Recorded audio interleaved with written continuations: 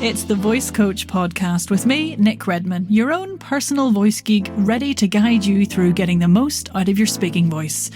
If you use your voice for a living as an actor, podcaster, voice artist, speaker, or presenter, then this is the podcast for you. Let's crack on. Hello there, welcome back to another episode of the Voice Coach podcast with me, Nick. So we've been chatting on about articulators for ages now, haven't we?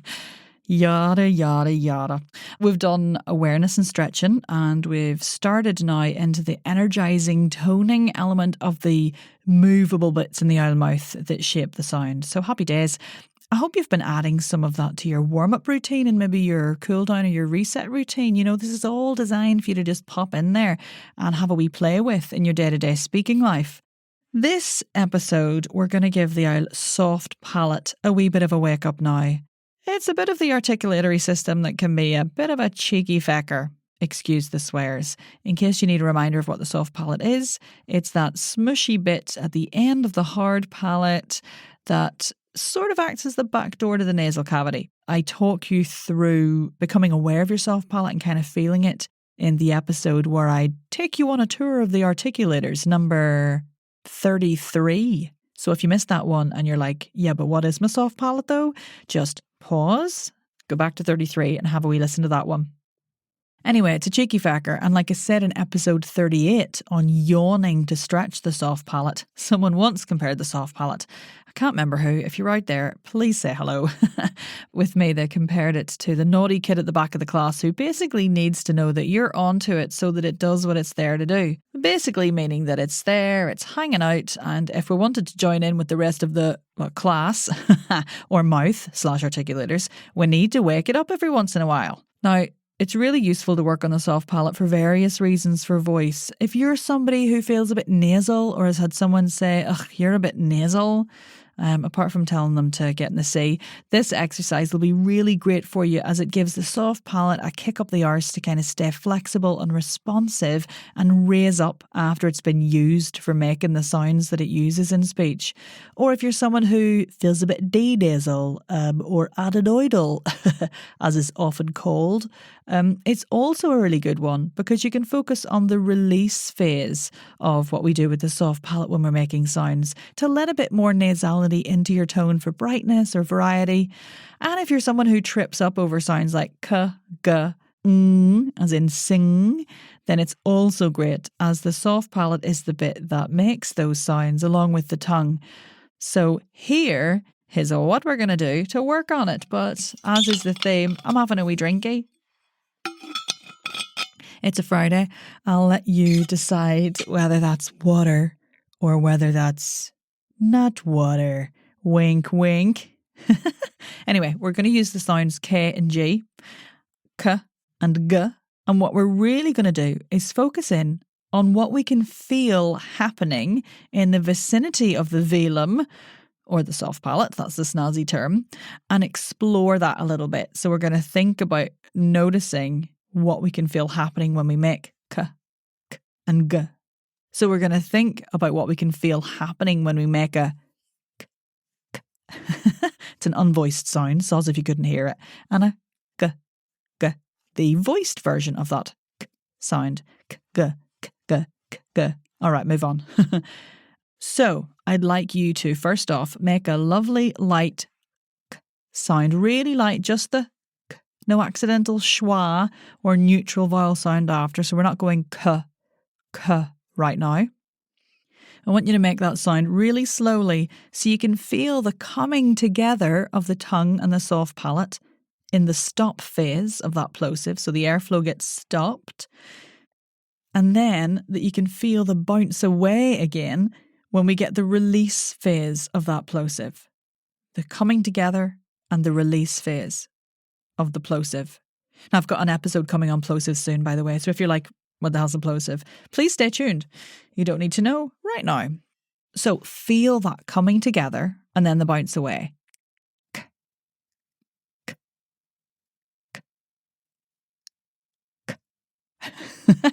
My editor at this point is going to be like, what is happening? They weren't already. K, k, So we're feeling that coming together of the soft palate and the back of the tongue, and we're feeling the bounce away.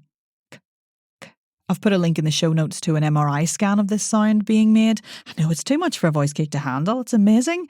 I don't know if you ever have seen any kind of beatboxing MRIs or opera singing MRIs flying around the internet, but oh my days, our voices are amazing. Anyway, there's this website called Seeing Speech, and it gives you MRIs of literally every single sound. So I've put a link to the sound in the show notes because I know that some people really get a lot of benefit from actually seeing anatomically what's happening when you work on this kind of stuff. So if you want to see the ooey gooey tongue and the soft palate and everything, making it in an actual human's head, then do check out that link in the show notes.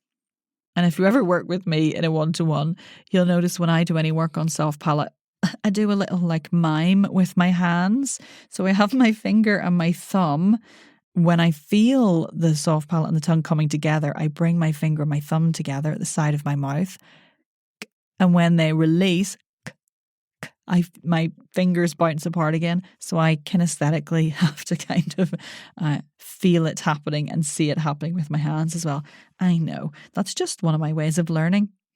So use that little and you're going to feel it coming together, feel it coming apart, feel it coming together, feel it coming apart. And I want you to notice the feeling of space that you get and where you might feel that space when they bounce apart again. So they come together, everything closes up.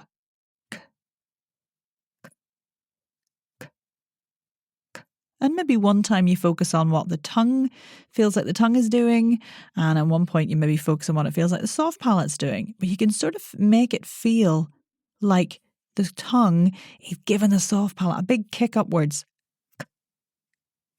If you give it loads of energy. Also just realising the popping potential on this episode because it's a plosive and plosives always pop on the microphone, don't they? Am I right? Anyway, you'll just have to put up with it for this episode because it's probably inevitable. So after you've done it with a k and you feel that energy of the bouncing away and the energy of the coming together and that closure, you can try it with a g as well, which is the voiced equivalent in that articulatory position. So it's the same soft palate and the tongue coming together, but we have a little bit of vocal fold vibration behind it. G, g, g, g. Really feel it coming together and really feel it bouncing apart. And once you're used to it and you're like, oh, I can feel it. Oh, that's interesting. Oh, look at all that space. Oh, feel the contact. Then you can get a little bit rhythmical.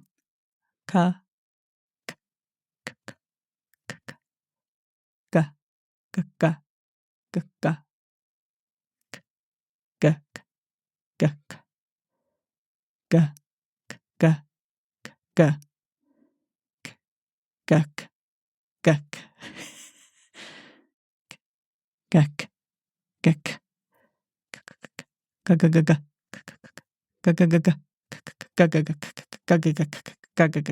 ga, ga, ga, Definitely forgot where I was there for a minute. Could have gone on forever.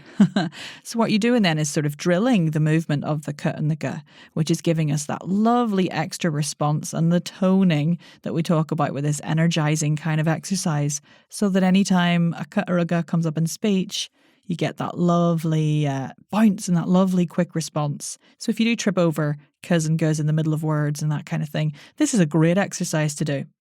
You can also start exploring and understanding your soft palate and where it is and what that can do for your tonal quality with this exercise by moving from oral resonance to nasal resonance after each k or g. Drink alert.